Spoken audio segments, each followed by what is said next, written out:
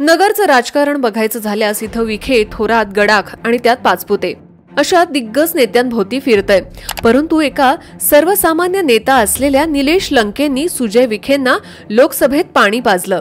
त्यामुळे येथील सर्वच बाहुबलींना आता हादरा बसलाय। अशातच ऑक्टोबर-नोव्हेंबर महिन्यात विधानसभेसाठी निवडणूक होऊ घातली आहे। त्याच निवडणुकीसाठी इच्छुक उमेदवारांच्याही आमदार होण्याच्या आशा पल्लवित झाल्या आहेत। त्यातच श्रीगोंद्यात बबनराव पाचपुते यांनी निवडणुकीतून माघार घेण्याचे संकेत दिले आहेत।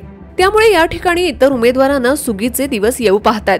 यासाठी महायुतीकडून तसेच महाविकास आघाडीकडून निवडणूक लढवण्यासाठी इच्छुकांची भाऊगर्दीही वाढली आहे।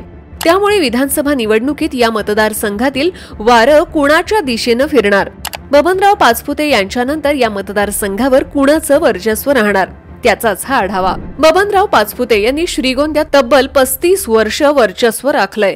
श्रीगोंद्याच्या इतिहासात 7 वेळा आमदार होण्याचं भाग्य त्यांना मिळालंय। याच काळात त्यांनी गृहराज्यमंत्री, आदिवासी मंत्री, वनमंत्री, नगरचे पालकमंत्री अशी विविध पदं उपभोगली आहेत। एकदा राष्ट्रवादीचे प्रदेशाध्यक्षही राहिलेत, परंतु यंदा निवडणुकीतून माघार घेण्याचे संकेत त्यांनी दिलेत। त्यांच्या जागी त्यांचेच पुत्र विक्रमसिंह हे मतदारसंघात सक्रिय झालेत। त्यांनीही आपला दावा मतदारसंघावर ठोकलाय। तर विखेंच्या बालेकिल्ल्याला सुरंग लावत निलेश लंके लोकसभेत जायंट किलर ठरलेत। त्यानंतर सुजय विखेंनी आता विधानसभेची तयारी सुरू केली आहे। सुजय विखेंसाठी नगरमधील संगमनेर आणि राहुरी विधानसभेचा विचार सुरू आहे। याबद्दल बातम्याही समोर आल्यात। संगमनेर मध्ये बोलायचं झाल्यास येथून काँग्रेसचे बाळासाहेब थोरात मतदारसंघ घट्ट पकडून बसलेत। त्यामुळे सुजय विखे इथून लढण्याची शक्यता तशी कमीच आहे। परंतु विखेंचा डोळा राहुरीवर अधिक आहे। येथून भाजपचे 2 वेळा आमदार आणि माजी मंत्री राहिलेले शिवाजीराव कार्डिले इच्छुक आहेत। परंतु विखेंमुळे त्यांच्या अडचणीत वाढ झाली आहे। यातच आगामी विधानसभेबाबत विचारलं असता त्यांनी श्रीगोंद्याकडे बोट दाखवलंय।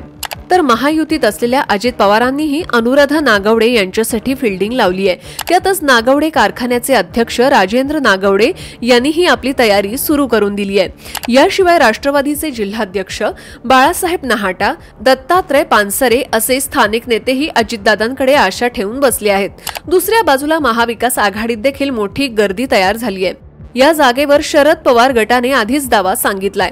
गतवेळी माघार घेतलेले राहुल जगताप यावेळी चांगलेच सक्रिय झालेत। तर उद्धव ठाकरे गटाकडून बबनराव पाचपुते यांचे पुतणे साजन पाचपुते शड्डू ठोकून उभे आहेत। साजन पाचपुते यांच्यासाठी तर स्वतः संजय राऊत मैदानात उतरलेत।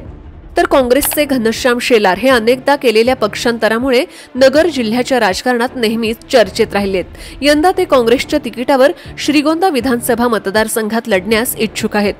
परंतु महाविकास आघाडीच्या जागा वाटपात ही जागा कोणाला जाते यावर शेलारांची पुढील समीकरणं अवलंबून असणार आहेत। लोकसभा झाली आहे, आता विधानसभा होतीये। लोकसभेप्रमाणेच विधानसभेची निवडणूक सोपी नाहीये। ज्या पक्षाचा आमदार त्या पक्षाला मतदारसंघ असं प्राथमिक सूत्र जागा वाटपाचं दोन्ही आघाड्यात मानलं जात आहे।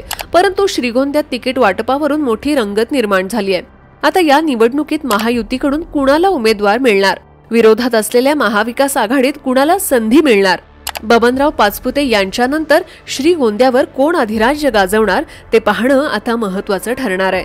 तुम्हाला या व्हिडिओबद्दल काय वाटतं ते कमेंट करून नक्कीच सांगा आणि अशाच व्हिडिओसाठी आमच्या पॉलिटिकल महाराष्ट्र या पेजला लाईक करा आणि फॉलो करा। धन्यवाद।